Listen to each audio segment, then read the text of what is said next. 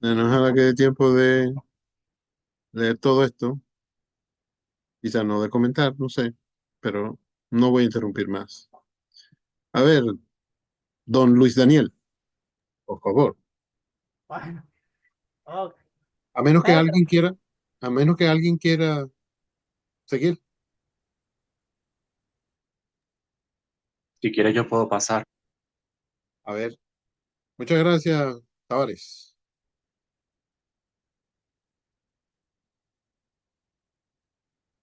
Adelante, Velázquez. Ok, eh, ¿en qué parte? Es que no veo muy bien la pantalla. Caramba. Pedro exclamó por ahí. Ah, vamos a ponerlo más arriba. Ah, ya, ya. ¿En qué parte? Momento, un momento.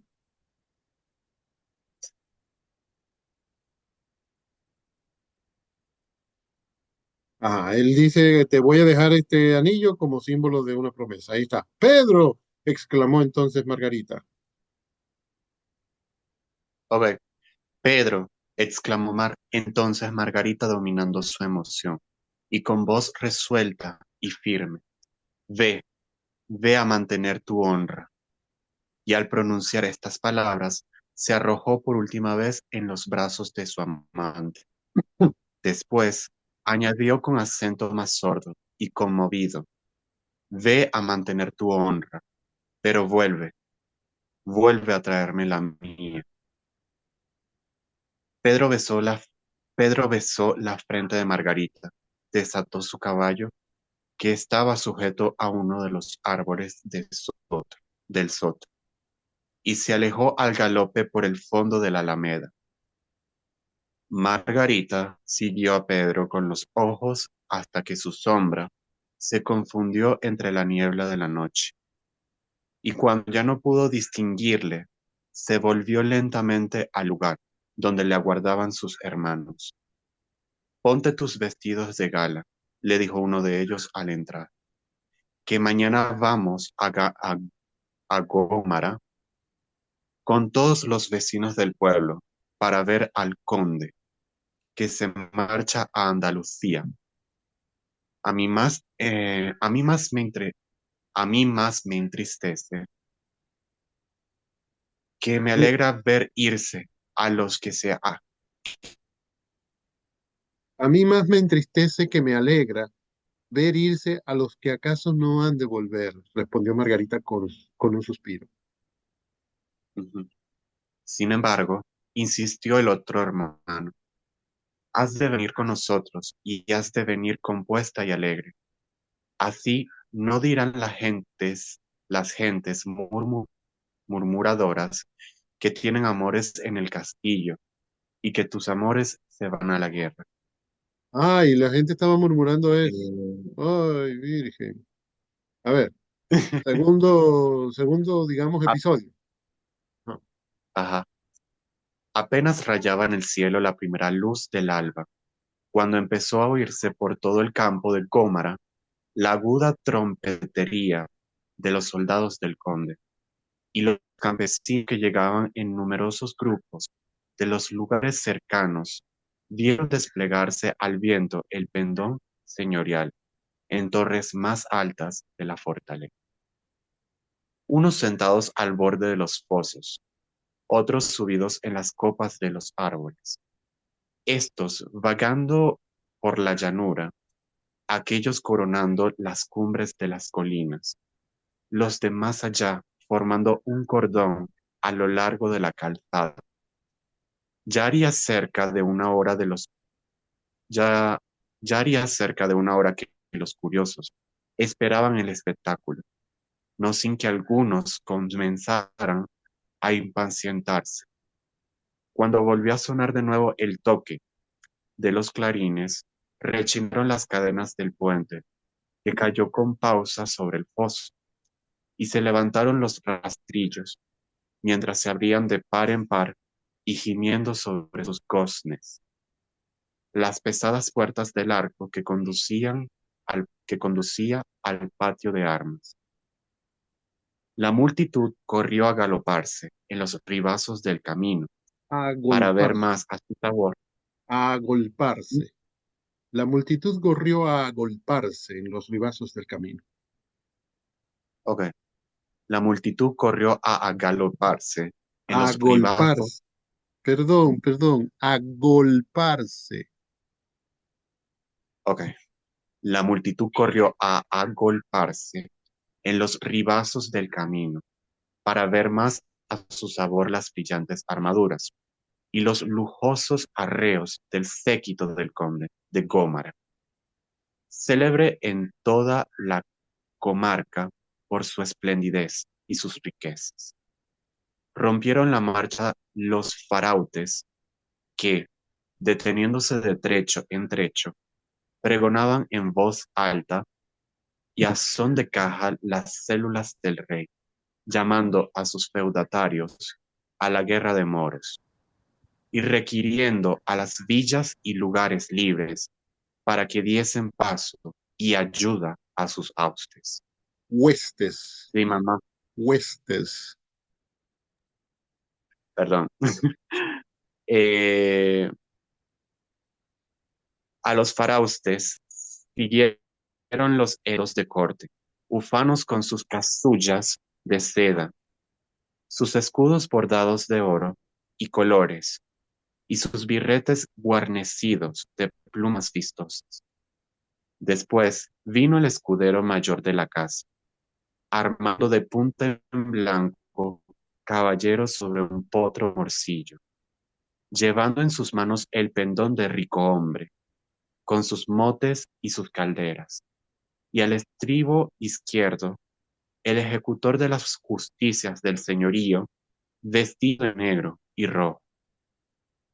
Precedían al escudero mayor hasta una veintena de aquellos famosos trompeteros de la tierra llana, célebres en las crónicas de nuestros reyes, por la increíble fuerza de sus pulmones. Cuando Alguien, dejó de herir el viento, el perdón, no, iba a preguntar si alguien te quería ayudar, pero sigue, si estás bien, sigue. ok.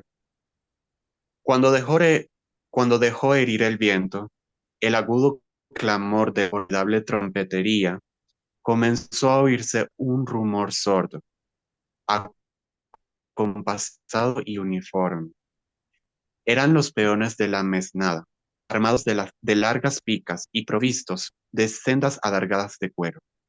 Tras estos, no tardaron en aparecer los apare- aparejadores de las máquinas con sus herramientas y sus palos, las cuadrillas de escaladores y la gente menuda del servicio de las asemillas.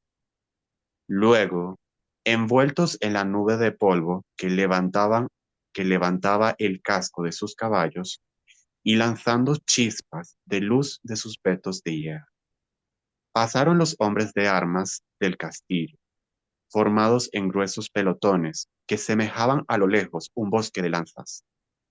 Por último, pedido de los timbaleros que montaban poderosas bras con gualdrapas y penachos, rodeado de sus pajes que vestían ricos trajes de seda y oro, y seguido de los escuderos de su casa, apareció el conde. Ah, Al verle, aquí, la aquí, multitud ah, levantó, aquí, verás que, perdón, es que aquí tú leíste ¿sí? esto como si fueran como 10 oraciones, es una sola. Mira, por último, fíjate que yo como que levantara la voz al decir, por último, porque la oración va a Ujú. seguir. Uno le pone entonación descendente cuando la oración termina, pero cuando va a seguir, uno le indica al oyente que va a seguir haciendo una entonación ascendente. Por último, descendió, perdón, por último, precedido de los timbaleros que montaban poderosas mulas con gualdrapas y penachos, rodeado de sus pajes que vestían ricos trajes de seda y oro, y seguido de los escuderos de su casa, apareció el conde. Ok, En este párrafo estaba como leyendo las comas en lugar, como si fueran puntos, ¿no? Perdón, porque esto era importante, porque leído así parecían unas ideas inconexas. Te queda un parrafito. ok. Al verle, la multitud levantó un clamor inmenso para saludarle, y entre el confuso vocerío se ahogó el grito de una mujer, que en aquel momento cayó desmayada y como herida de un rayo en los brazos de algunas personas que acudieron a socorrerla. Era Margarita, Margarita, que había conocido a su misterioso amante, el muy alto y muy temido señor conde de Gómara, uno de los más nobles y poderosos feudatarios de la corona de Castilla. Ah, resulta que el muérgano de Pedro no era un escudero, era el conde, ¿no? ¡Tan, Mm, tan! Telenovela. Oye, sí, ya, el plot twist fue. sí, Ajá. ¿Quién va a seguir? Aquí ustedes ven que dice el ejército de Don Fernando y dice Don con mayúscula. Eso es un error. Tiene que ser con minúscula. ¿Quién quiere seguir? Muchas gracias, Velázquez. Valecillos anda por ahí. fue un placer. Sí, profe, aquí estoy. ¿Quieres seguir? Sí, Bueno, adelante. ok. El ejército de don Fernando, después de salir de Córdoba, había venido por sus jornadas hasta Sevilla, no sin haber luchado antes en Écija, Carmona y Alcalá de Río de Guadaira, donde, una vez expugnado el famoso castillo, puso los reales a la vista de la ciudad de los infieles. El conde de Gómara estaba en la tienda sentado en un escaño de alerce, inmóvil, pálido, terrible, las manos cruzadas sobre la empuñadura del montante y los ojos fijos en el espacio, con esa vaguedad del que parece mirar un objeto y, sin embargo, no ve nada de cuanto hay a su alrededor. A un lado y de pie le hablaba el más antiguo de los escuderos de su casa, el único que en aquellas horas de negra melancolía hubiera osado interrumpirle sin atraer sobre su cabeza la explosión de su cólera. ¿Qué tenéis, señor? Le decía. ¿Qué mal os aqueja y consume? Triste vais al combate y triste volvéis, aún tornando con la victoria. Cuando todos los guerreros duermen rendidos a la fatiga del día, os oigo suspirar angustiado. Oh, perdón. Y si corro a vuestro lecho, os miro allí luchar con algo invisible que os atormenta. Abrís los ojos, y vuestro terror no se desvanece. ¿Qué os pasa, señor? Decídmelo. Si es un secreto, yo sabré guardarlo en el fondo de mi memoria como en un sepulcro. El conde parecía no oír al escudero. No obstante, después de un largo espacio y como si las palabras hubiesen tardado todo aquel tiempo en llegar desde sus oídos a su inteligencia, salió poco a poco de su inmovilidad y atrayéndole hacia sí cariñosamente, le dijo con voz grave y reposada: He sufrido mucho en silencio, creyéndome juguete de una vana fantasía. Hasta ahora he callado por vergüenza, pero no, no es ilusión lo que me sucede. Yo debo de hallarme bajo la influencia de alguna maldición terrible. El cielo o el infierno deben de querer algo de mí, y lo avisan con hechos sobrenaturales. ¿Te acuerdas del día de nuestro encuentro con los moros de Nebrija en el Aljarafe de Triana? Éramos pocos. La pelea fue dura y yo estuve a punto de perecer. Tú lo viste. En lo más reñido del combate, mi caballo, herido y ciego de furor, se precipitó hacia el grueso de la hueste mora. Yo pugnaba en balde por contenerle. Las riendas se habían escapado de mis manos, y el fogoso animal corría llevándome a una muerte segura. Ya los moros, cerrando sus escuadrones, apoyaban en tierra el cuenco de sus largas picas para recibirme en ellas. Una nube de saetas silbaba en mis oídos. El caballo estaba a algunos pies de distancia cuando, créeme, no fue una ilusión. Vi una mano que, agarrándole de la brida, lo detuvo con una ah, fuerza sobrenatural y volviéndole en dirección a las filas de mis soldados, me salvó milagrosamente. En vano pregunté a unos y otros por mi Salvador. Nadie le conocía, nadie le había visto. Cuando volabais a estrellaros en la muralla de picas, me dijeron, ibais solo, completamente solo. Por eso nos maravillamos al veros tornar, sabiendo que ya el corcel no obedecía al jinete. Aquella noche entré preocupado en mi tienda. Quería en vano arrancarme de la imaginación el recuerdo de la extraña aventura. Mas al dirigirme al lecho torné a ver a la misma mano, una mano hermosa, blanca hasta la palidez, que descorrió las cortinas, desapareciendo después de descorrerlas. Desde entonces, a todas horas, en todas partes, estoy viendo esa mano misteriosa, que previene mis deseos y se adelanta a mis acciones. La he visto, al expugnar el castillo de Triana, encoger entre sus dedos y partir en el aire una saeta que venía a herirme. La he visto en los banquetes donde procuraba ahogar mi pena entre la confusión y el tumulto, escanciar el vino en mi copa y siempre se halla delante de mis ojos. Y por donde voy me sigue, en la tienda, en el combate, de día, de noche. Ahora mismo, mírala, mírala aquí apoyada suavemente en mis hombros. Al pronunciar estas últimas palabras, el conde se puso de pie y dio algunos pasos como fuera de sí y embargado de un terror profundo. El escudero se enjugó una lágrima que corría por sus mejillas. Creyendo loco a su señor, no insistió. Sin embargo, en contrariar sus ideas, y se limitó a decirle con voz profundamente conmovida: Venid, salgamos un momento de la tienda. ¿Acaso la brisa de la tarde refrescará vuestras sienes, calmando ese incomprensible dolor, para el que yo no hallo palabras de consuelo? Ajá. ¿Quieres que Dios siga? mío, una mano lo persigue. ¿Tú quieres seguir o quieres que alguien te ayude? ¿Alguien quiere ayudar a... Yo puedo seguir. Adelante, adelante. O si alguien quiere, adelante. Perdón, Ah, perdón, voy a aprovechar para decir, eh, el conde se fue con sus hombres a una guerra, que es dentro de España, pero no es exactamente el lugar de donde ellos son. Tienen que ir a otro lugar, como suele ser en el romanticismo, un lugar lejano. En este caso no es lejano, pero es la Edad Media y de todas maneras tienen que combatir con un ejército que pertenece a otra cultura, de un lugar lejano.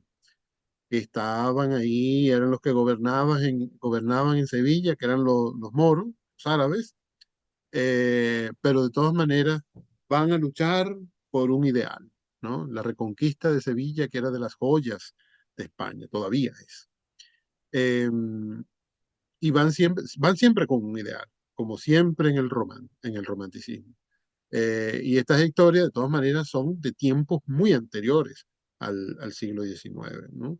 Esa es una batalla que existió de verdad, una guerra que existió de verdad, eh, pero aquí en este caso la evasión más que geográfica es eh, temporal, ¿no? Sí, la evasión es en el tiempo. A ver, adelante. ¿Yo?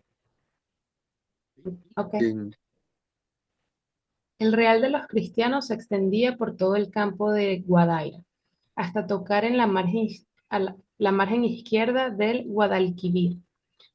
Enfrente del real y destacándose sobre el luminoso horizonte se alzaban los muros de Sevilla, un flanqueados momento. de torres.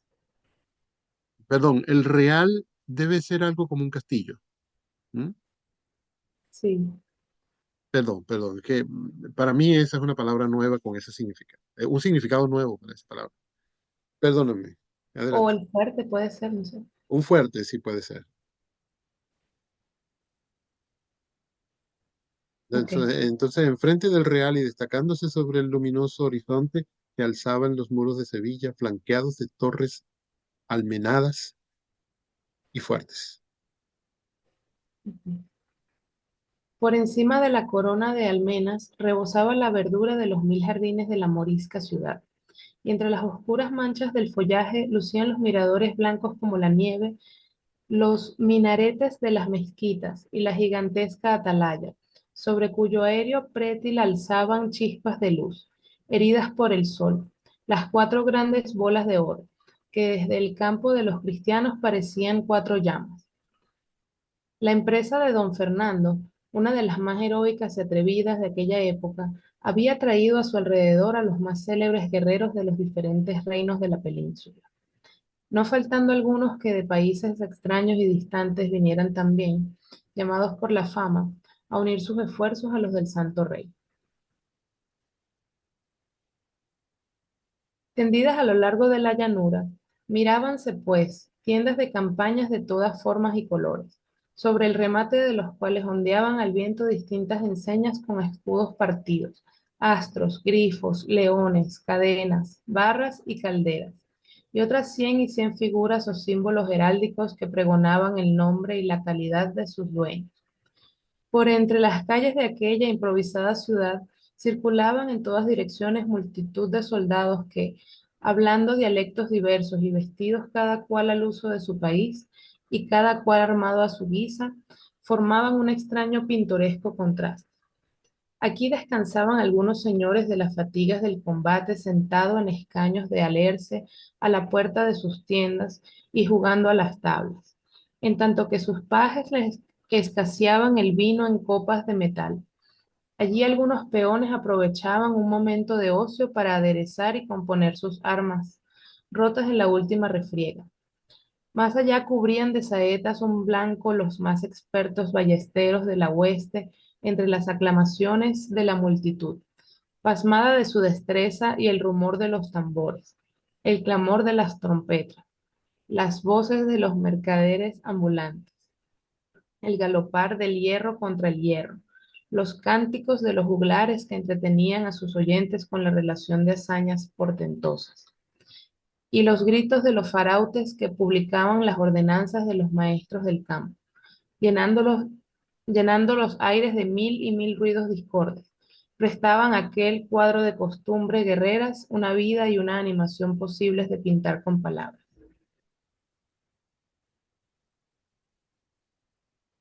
El conde de Gómara, acompañado de su fiel escudero, atravesó por entre los animados grupos sin levantar los ojos de la tierra, silencioso, triste, como si ningún objeto hiriese su vista ni llegase a su oído, el rumor más leve. Andaba maquinalmente a la manera de un sonámbulo, cuyo espíritu se agita en el mundo de los sueños, se mueve y marcha sin la conciencia de sus acciones y como arrastrado por una voluntad ajena a la suya. Próximo a la tienda del rey y en medio de un corro de soldados, pajecillos y gente menuda que le escuchaban con la boca abierta, apresurándose a comprarle algunas baratijas que anunciaba a voces y con hiperbólicos encomios, había un extraño personaje, mitad romero, mitad juglar, que, ora recitando una especie de letanía en latín bárbaro, ora diciendo una bufonada o una chocarrería, mezclaba en su interminable relación chistes capaces de poner colorado a un ballestero, con oraciones devotas, historias de amores picarescos, con leyendas de santos. En las inmensas alforjas que colgaban de sus hombros se hallaban revueltos y confundidos 1000 objetos diferentes, cintas tocadas en el sepulcro de Santiago, cédulas con palabras que él decía ser hebraicas, las mismas que dijo el rey Salomón cuando fundaba el templo y las únicas para libertarse de toda clase de enfermedades contagiosas, bálsamos maravillosos para pegar a hombres partidos por la mitad, evangelios cosidos en bolsitas de brocatel, secretos para hacerse amar de todas las mujeres, reliquias de los santos patronos de todos los lugares de España, joyuelas, cadenillas, cinturones, medallas y otras muchas baratijas de alquimia de vidrio y de plomo. Cuando el conde llegó cerca del grupo que formaban el romero y sus admiradores, comenzaba éste a templar una especie de bandolina o gusla árabe con que se acompaña en la relación de sus romances. Después que hubo estirado bien las cuerdas una tras otras y con mucha calma, mientras su acompañante daba la vuelta al corro sacando los últimos cornados de la flaca escarcela de los oyentes, el romero empezó a cantar con voz gangosa y con un aire monótono y plañidero, un romance que siempre terminaba con el mismo estribillo. El conde se acercó al grupo y prestó atención. Por una coincidencia, al parecer extraña, el título de aquella historia respondía en un todo a los lúgubres pensamientos que embargaban su ánimo. Según había anunciado el cantor antes de comenzar, el romance se titulaba El romance de la mano muerta. Al oír el escudero tan extraño anuncio, pugnó por arrancar a su señor de aquel sitio. Pero el conde, con los ojos fijos en el juglar, permaneció inmóvil, escuchando esta cantiga. La niña tiene un amante, que escudero se decía. El escudero le anuncia que a la guerra se partía. Te vas y acaso no tornes. Tornaré por vida mía. Mientras el amante jura, diz que el viento repetía. Malaya quien en promesas de hombre fía. El conde con la mesnada de su castillo salía. Ella, que lo ha conocido, con gran aflicción gemía. Ay de mí, que se va el conde y se lleva la honra mía. Mientras la cuitada llora, diz que el viento repetía. Malaya quien en promesas de hombre fía. Su hermano, que estaba allí, estas palabras oía. Nos has deshonrado, dice. Me juró que tornaría. No te encontrarás si torna, donde encontrarte solía. Mientras la infeliz se muere, dizque el viento repetía. Malaya quien en promesas de hombre fía. Muerta la llevan al soto, la han enterrado en la umbría. Por más tierra que le echaban, la mano no se cubría. La mano donde un anillo que le dio el conde tenía, de noche sobre la tumba, dizque el viento repetía. Malaya quien en promesas de hombre fía. Telenovela, telenovela. Apenas el cantor había terminado la última estrofa cuando, rompiendo el muro de curiosos que se aportaban con respeto al reconocerle, el conde llegó a donde se encontraba el romero y, cogiéndole con fuerza del brazo, le preguntó en voz baja y convulsa, ¿de qué tierra eres? De tierra de Soria, le respondió éste sin alterarse. ¿Y dónde has aprendido ese romance? ¿A quién se refiere la historia que cuentas? Volvió a exclamar su interlocutor, cada vez con muestras de emoción más profunda. Señor, dijo el romero clavando sus ojos en los del conde con una fijeza imperturbable. Esta cantiga la repiten en unos, en otros los aledanos del campo de Gómara, y se refiere a una desdichada cruelmente ofendida por un poderoso. Altos juicios de Dios han permitido que al enterrarla quedase siempre fuera de la sepultura la mano en que su amante le puso un anillo al hacerle una promesa. Vos sabréis quizá a quién toca cumplirla.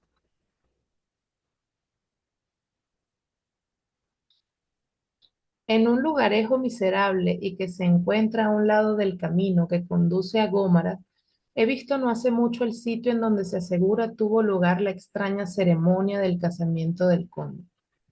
Después que éste, arrodillado sobre la humilde fosa, estrechó en la suya la mano de Margarita, y un sacerdote autorizado por el Papa bendijo la lúgubre unión, es fama que cesó el prodigio, y la mano muerta se hundió para siempre. Al pie de unos árboles añosos y corpulentos hay un pedacito de prado que, al llegar la primavera, se cubre espontáneamente de flores. La gente del país dice que allí está enterrada Margarita. Ah, chica, el misterio, el prodigio, toda la cosa así, toda enigmática. Este es un año antes de que se muriera Becker. sea, se publicó este libro un año Mm. antes de su muerte. A ver, ¿qué tal? Ya debe haberse acabado el tiempo de la clase. Vayan, sorry. Sí, nos pasamos un poquito.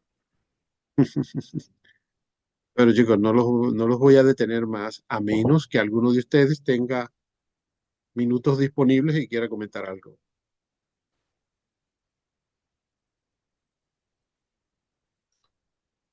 Sí, bueno, a mí me gustó, eh, pero en un momento me había perdido de lo de la promesa del conde. En toda la descripción, en medios, se me había olvidado la promesa. Ah, claro, porque en la promesa nos la describió el narrador como protagonizada por Pedro. Quien hizo la promesa fue Pedro. Para Ujú. nosotros no está la imagen del conde ahí con Margarita en la primera escena, pero después ella descubrió que Pedro era en realidad el conde. Sí. A mí lo que me pareció fue como, digamos, la evasión de la realidad, porque como que Conde le estaba, o Pedro le hablaba a un muerto, o sea, que de su esposa muerta. Pedro le hablaba a alguien de su esposa muerta. No, hablaba con su esposa como si estuviera viva, pero en realidad está muerta. ¿Te refieres a la primera escena? No, o sea, al final, porque a la final dice la mano sepultada, o sea, eso me da a entender que la esposa se Sí, murió, se murió en algún momento, ¿verdad? sí, sí, sí, cómo no. Es más, parece que la hubiera matado el hermano. Ah, bueno, bueno, a Porque eso, a eso. Porque fíjate cómo dice, qué bueno que te fijas en ese detalle, porque eso es interesantísimo aquí en el poema que recita el juglar, ¿no?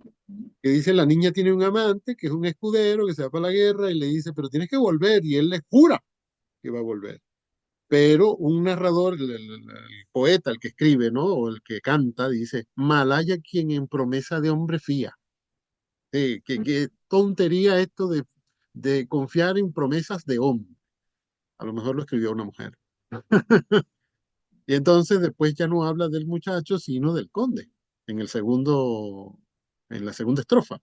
Y el conde, perdón, la muchacha dice, ay de mí, ahora que descubrí que el muchacho en realidad era el conde, ay de mí, porque se está llevando mi honra. Mm, ya, ya ese matrimonio que no se ha realizado se consumó. ¿No? Se está llevando su honra, ya la muchacha no es virgen. Y qué problema, qué problema, qué problema. El hermano, ahora viene el hermano en la tercera estrofa, y dice que estaba allí, y estas palabras oía, nos has deshonrado, dice. Claro, dejaste que este hombre te quitara la honra, entonces ahora toda la familia está deshonrada. Y ella argumenta, él juró que va a regresar. No, no te encontrarás si regresa porque, ¡pum!, la infelice, Ay. eh, Ujú. la infelice muere. Ahí está. Mientras Ujú. la infelice muere, dice que el viento repetía, qué fidelidad la del viento, ¿no? Qué hermoso que el viento repita esto. Qué trágicamente hermoso, quiero decir. Y entonces muerta la llevan al soto y la entierran, pero la mano no se le cubre. La maldición, el embrujo, ¿no? El misterio es que ella, que está esperando que Pedro, el conde, pues, cumpla su promesa de matrimonio, venga a casarse con ella, porque por eso es que ella le entregó su honra, ¿no? Y como se murió sin que él viniera a cumplir, aquí está el anillo, cuando regrese lo va a ver ahí, fuera de la Ujú. tumba. Ustedes se imaginan el terror que da llegar donde hay una tumba y que le echan tierra encima y la mano vuelve a aparecer. Ay, Dios mío. Esta mujer estaba en eso, estaba esperando eso. Eso es Ah, amor hasta el final y que supera la muerte, o sea, más allá del final y todo. Bueno, y al mismo tiempo él tenía por allá por la guerra la impresión, que a lo mejor ni siquiera era una impresión, sino que era de verdad, de que había una mano que lo protegía, que le servía el vino, que lo cuidaba, que mataba a aquel que venía a atacarlo a él, que quebraba las lanzas en el aire cuando lo venían a herir. la mujer lo estaba cuidando, el El espíritu de la alma, sí. mujer. El alma de su Sí, esposa lo protegía desde el más allá. Claro. exactamente, y él no comprendía eso. Decía, el cielo o el infierno me tratan de decir algo, ¿qué será? Hasta que se encontró con aquel poeta que cantaba esto y se dijo, mira, esta es la historia, mi historia con Margarita. ¿De dónde sacaste tu historia? Bueno, de por allá. Entonces la chica ciertamente murió. Parece que la hubiera matado el hermano. Yo no podría asegurarlo porque las evidencias son muy pocas, pero basándome en el hecho de que en la Edad Media, en una deshonra de ese tipo, se arreglaba solo con la muerte, yo puedo deducir que el hermano la mató para lavar la honra de la familia. Y bueno, después ella, yo estoy aquí esperando, mi hijo querido. Ahora me cumples. Mientras no se casó con ella en una ceremonia muy extraña, ¿no? Dice ahí que autorizada por el Papa, tiene una licencia grande del autor. En una ceremonia muy extraña se casa y luego se oye así como hermoso, porque es como testimonio de cómo habla la gente de esta historia que al fin termina. Dice, la gente del país, es decir, del lugar, del campo, la gente del país dice que allí está enterrada Margarita. O sea, ya esto se cubrió de misterio, ya nadie tiene la certeza de esto, pero la gente dice que ahí está. Ya no sale la mano, entonces no sabemos. Pero ya vino el hombre y ya se acabó la historia. Y es una historia que me parece a mí trágica, pero hermosa, hermosamente trágica, o trágicamente hermosa, ¿no? Perfectamente romántica, como todo en Becker. Romántica sin duda. Eh, Romántica y de sobra. O sea, el que discuta que eso no es romántico no sabe nada. ajá. Cualquiera que no comprende el romanticismo dice, ay, qué exagerado, qué cursi, qué feo, qué trágico, qué corta vena. Bueno, de eso se trata.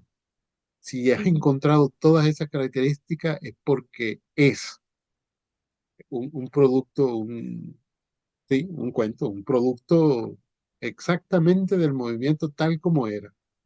Ah, y como dices tú, Tavares, romántico de sobra, exagerado, ¿no? O Este, sea, romántico, pero al pie de la letra. O sea, tú quieres enseñarle a sí, alguien señor. romanticismo, póngale Sí. ese cuento que la que se dirá, ok, esto sí es romántico. Tú no sabías, mira, aquí está. No tienes que leer más, pero sería bueno leer más, ¿no?